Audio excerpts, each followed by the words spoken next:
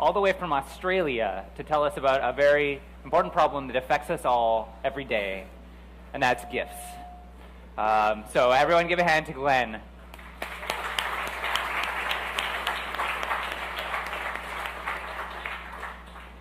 Thanks very much. Yeah, my name's Glen, and I'm from Melbourne in Australia, which is a long, long way away. So if I fall asleep mid-presentation, you'll know why. My talk is called GIFs versus web components, but it's not really. They're not really against each other. It just sounds more important if it sounds like a battle. It also sounds more dramatic if I say it's a story in 4 parts. So I've done that too. It all starts for me with an idea, and I thought if I start the story at the beginning, you'll get a bit of an understanding of how it is that I came to speak to you today, because I'm not a library author, and I don't work for Google or Mozilla or anyone who's actually driving the web forward. But so for me, my experience with web components started with an idea, a concept, something I was building. Actually started a couple of years ago when I first saw my very first full-screen animated GIF with a product called, or a site called VastImage. And here's an example of a full-screen animated GIF, which is a spinning flaming skull, and it's pretty badass. This kind of changed my life. In fact, it's crazy to think that just 2 years ago, my life had no meaning whatsoever. VastImage is written by a guy called Ryan Tomeko.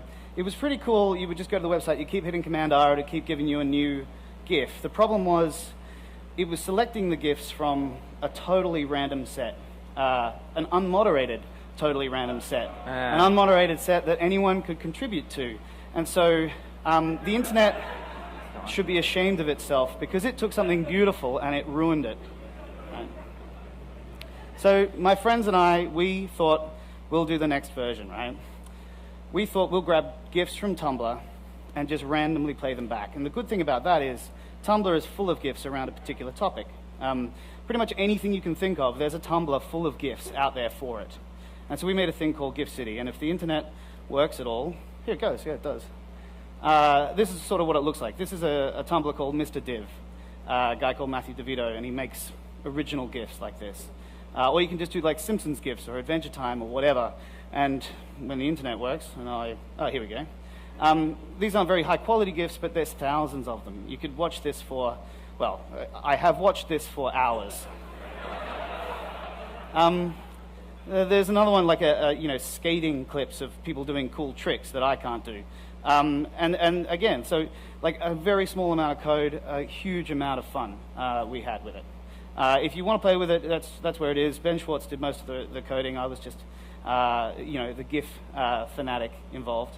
And that's where it is. And we thought that was pretty cool. In fact, I thought that was really cool for a little while until I decided it wasn't cool enough yet. And I can't remember exactly what happened, but I remember this was my reaction. It was something like, it was just the right amount of GIFs and the right kind of music, and the right level of intoxication, the right level of stupidity, everything lined up. And I decided that it'd be pretty cool to try and synchronize GIFs and music. So you take Tumblr, take Audio, and I started work on a project called DJ GIF, which still hasn't launched, but that's another talk. In building that, the first thing I had to try and do was figure out how I could change the speed of a GIF, because with GIF City, you just put the GIFs on the screen, pretty easy. Now I needed to actually speed them up and slow them down. And so that's how I got started in GIFs, I guess. My first kind of attempts is looking at the image tag and thinking, is there anything I can do with this image tag to change the way the browser is compositing the GIF? And there isn't. And I spent a lot of time and went down a lot of dead ends until I realized that a GIF, like any other animation, is just a series of frames. And if I could get the frames out of a GIF, then maybe I could do something interesting. So I started to look into what a GIF is. And it's a binary format. It's got lots of information on the internet. I've read all of this. And if you're trying to implement a GIF decoder, then you really need to know it all. But it turns out that the very first image in that documentation was all that I needed. And that diagram is basically saying that a GIF is simply a header and then a series of frames and then a footer. I had the idea eventually that maybe it'd be valid to put the header in front of each frame and then the footer behind each frame, and create many GIFs from one. And it turns out that that is valid. These are all still animated GIFs, but they only have one frame, and so they don't animate. And so suddenly I had a way of creating, extracting all the frames without doing very much work. And so the next thing I wrote was this GIF exploder, which is not all that big, actually. It's about 150 lines. It's extremely fast because it's not doing any calculations. It's just spinning over every bit and just finding indices and then using the blob API to create new GIFs from that.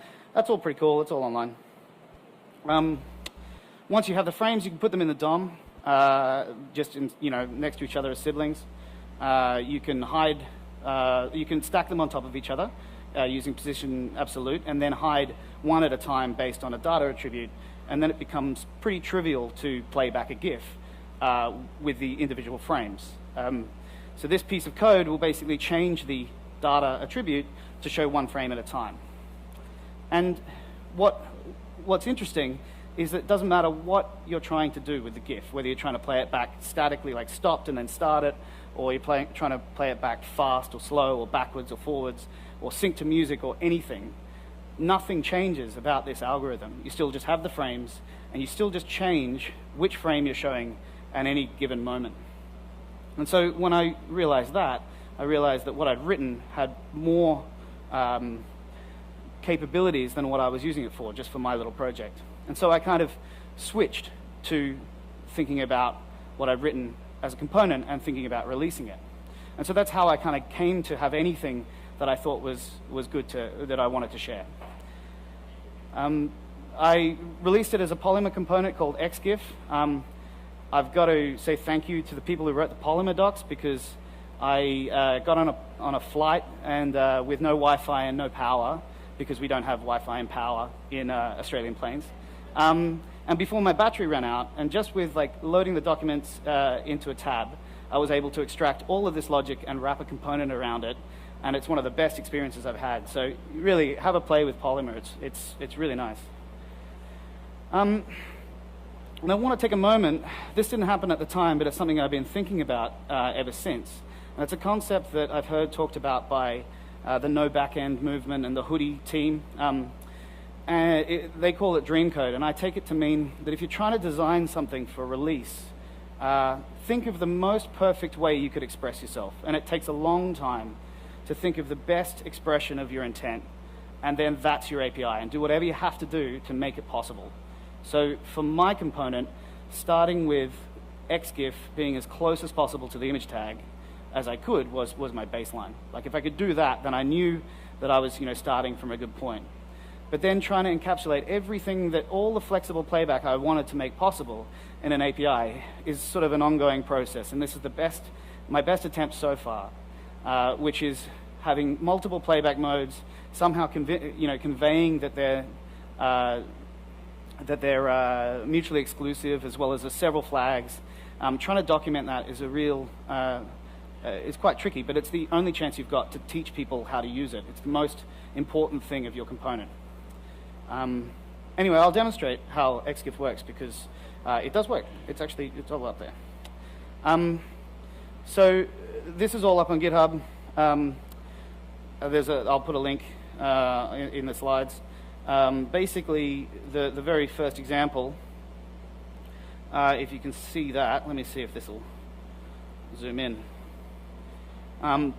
Each of those frames is now been exploded from that GIF, and then this div is spinning really quickly as it's playing it back. That all sits inside a shadow DOM and sits inside an XGIF tag.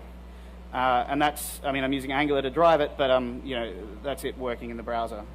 And so then the things you can do with it are fairly numerous. You can change the way it plays back. Instead of front to back, you can go front to back to front, just by adding an attribute ping pong.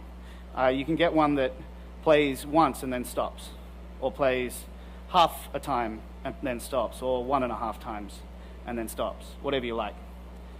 You can speed it up and slow it down. This is all relative to how fast it was initially. So this is, at 1 it should be very much like native. You can slow it down, you can speed it up, whatever you like. You can sync it to a beat. So if you have lots of GIFs on the page, you can have them all synced. The difference here is that as I speed this up, and I go to say 130, that GIF takes too long to fit in comfortably to that single beat. And so XGIF is now calculating to spread it over multiple beats. The bottom one with the snap attribute overrides that in case you actually want them to hit a beat. And that beat clock is shared by all the GIFs on a page, so you can have them all synced if you like. Or the thing I was trying to do initially, which is synchronized audio. Let's see if this works. So you see the top one is now syncing over every second beat, and the bottom one is syncing over every individual beat. And as I speed this up, the top one now goes over 3 beats, the bottom one's going crazy, it keeps going crazy, it keeps going crazy.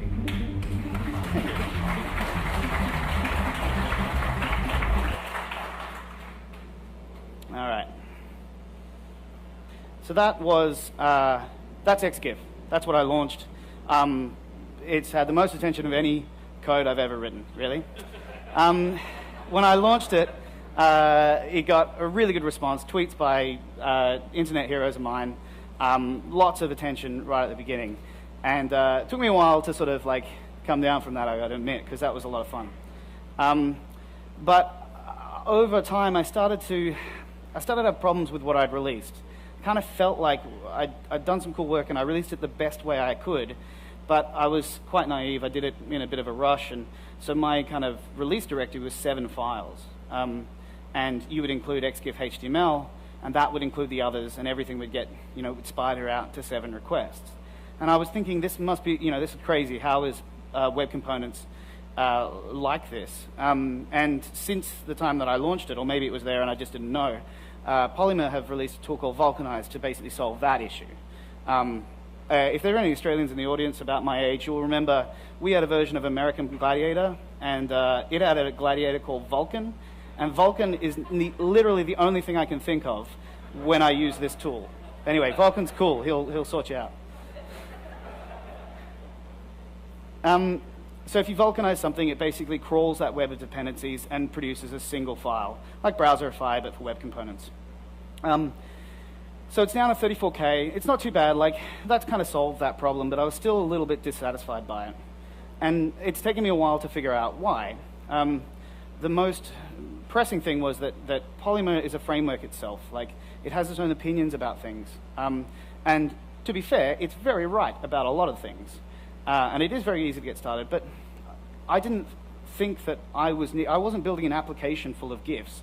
I was building a new GIF tag, and it just didn't seem like I was using Polymer for any really good reason. I was very familiar with Angular, and I've become more familiar with React, and I have some familiarity with Ember, and I know that they can all do something very similar, like very similar API. They also provide functionality that I could use, like promises, rather than using my own.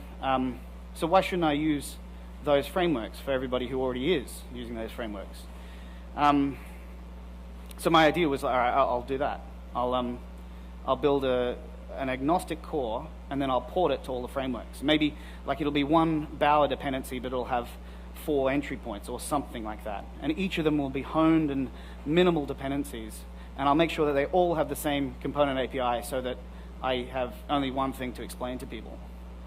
And I started down the road, and like they all do have a place to define a component that, like XGIF. But it didn't work. I mean, it didn't work for me. Maybe it will for other people, but it didn't work for me. And the best way I can describe it is that the frameworks are very concerned about how you're writing your application, making it maintainable over a length of time that you're developing an application. They're not concerned about playing nicely with other frameworks, because why would they be? And they shouldn't be. But they have different expectations, they have different backgrounds, different mental models, and they don't work terribly well together. The best example I can think of was something that, if I was writing an application, I wouldn't have direct access to a DOM element inside a piece of logic. But with my XGIF, that's kind of the core of it. Right down at the bottom, when you finally know which GIF, which frame to play, you can set the data attribute on an element, and then CSS does the rest, and it gets rendered to the screen. If I was using React, then I don't have access to that element. In fact, I have the virtual DOM. And so I have to now kind of abstract my use of the DOM to fit both having direct access in Polymer as well as not direct access in React. And to be fair, this is the sort of path. It felt like it was a reasonable refactoring of abstracting that piece of code. But it's one line inside, right in the depth of my applications, and I needed to pass this object in from the outside. And it felt like Java. It felt like I had made something so general that it was of absolutely no use to anybody anymore. I know it wasn't that bad, but it just didn't feel like a good trade-off. So I noped out, right? I just stopped work. I was just like, no, I can't get the React version working. You know, Pete Hunt wouldn't return my calls, and so I was like, no, it's over, done. And it took me a long time before I realized why I was getting frustrated. In fact, only in the last couple of weeks have I actually realized what it was that I was missing when I was trying to port, and it was the shadow DOM. Because if you're working on a component that can live inside a shadow DOM, then you have complete control over that little area of the DOM. You don't have to worry about anything. It's like having your own sandbox and not worrying about anyone coming and kicking over your toys. And once you build something like that, it feels crazy to go back to one big sandbox where you've got to worry about bullies again. And so none of the other frameworks had the shadow DOM. And so even those that looked a lot more similar to Polymer still had that frustration. Anyway, it's quite sad at this point. And had I been given this presentation 2 weeks ago, this would have been the end of my presentation. Because that's where I was. I just had come up against a wall, and I had nothing good to say about releasing components. But I did say it was 4 parts long, this talk, and the nice blue background and the words, the solution, should hopefully make you think that there's a happy ending. So my thinking turned around about 2 weeks ago when Chrome 36 came out. Chrome 36, there was a lot of chatter at the time, and it was best summed up by Adi Osmani, who tweeted, now 300 million people are about to have full support for web components. And that's not behind a flag, not a dev channel. This is Chrome stable.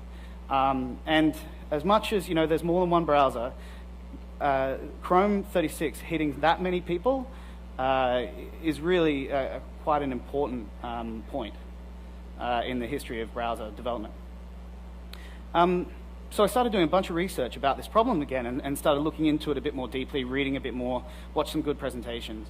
And I realized something that escaped me back when I first did this, and I'm a bit embarrassed to say, that I didn't know that Polymer and web components were any different.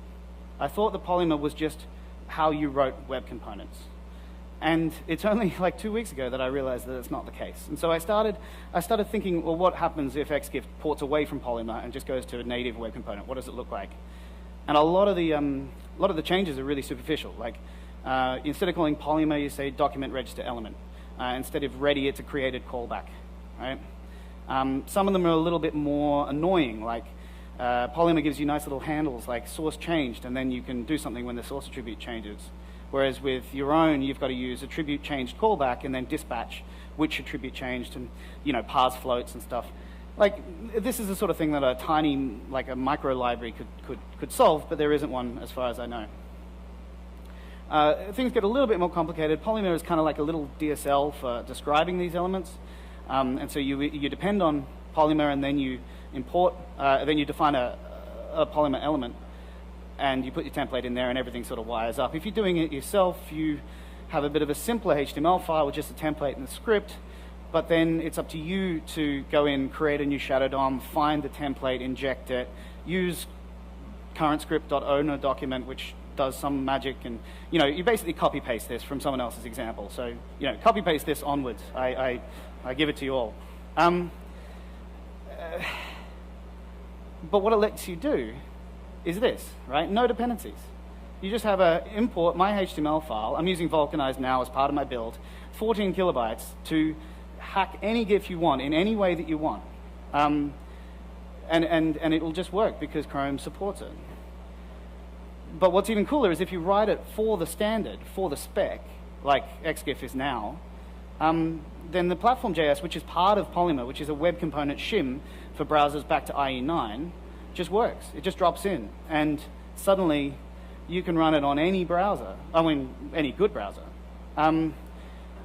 Now, Platform.js has its own problems, but it's very heavily maintained, and it's being developed very actively. And it's as good as we can do for web components on every other browser. And browsers are getting better so fast that this won't be an issue for very long. And this will basically conditionally say, if I have web components, I'm fine. If I don't, just go and fetch platform. It's all good. And so it adds an extra 50 kilobytes of dependencies, but that's what you get. And so you might think, like, that doesn't seem like a huge amount of change between what I had before, which was a Polymer component, what I have now, which is a web component. What's so different? And it's a subtle point. The best way I can explain it is that it feels like you're extending the browser now, not the framework. You don't need to worry about what somebody's doing with it because you've just invented a new image tag. And you don't care whether it's React or Angular or Ember or anything because now the browser has new functionality. And that shift in my thinking meant that I don't have to support those use cases because it's just it's a browser extension, not an application extension. And that's possible because everything has to talk HTML. Even React with its crazy new approach to virtual DOM diffing and stuff, which is really cool. It has to put HTML into the page in order for anything to be displayed. And so it can just put the HTML that XGIF wants, and it'll work. And that kind of interoperability is really, really exciting for me. So I've got another few minutes, and I'll just sort of leave with some closing thoughts. If you're going to write a component, you have to really think about that API. I think it takes the most time to try and come up with a set of attributes and a way of describing it that people can understand quite quickly. I'm not sure I'm there with XGIF by any means, but it's something I think about a lot. And the other thing is that my component could be very, very different to the kind of components you need to write for your application. And you need to know what you're trying to write. Because if you're writing something that needs intimate access of the rest of your application, don't write it as a HTML talking web component. Write it in your application framework. So write it in Ember if you're using Ember. You can still take all the lessons of the isolation that writing a web component would do, but it doesn't need to be generalized. So know if you're extending the browser or your app. But yeah, in the last 2 weeks, more than ever, I think the web is really awesome, and I'm super, super pumped to be working on it. That's all I've got. Thanks very much.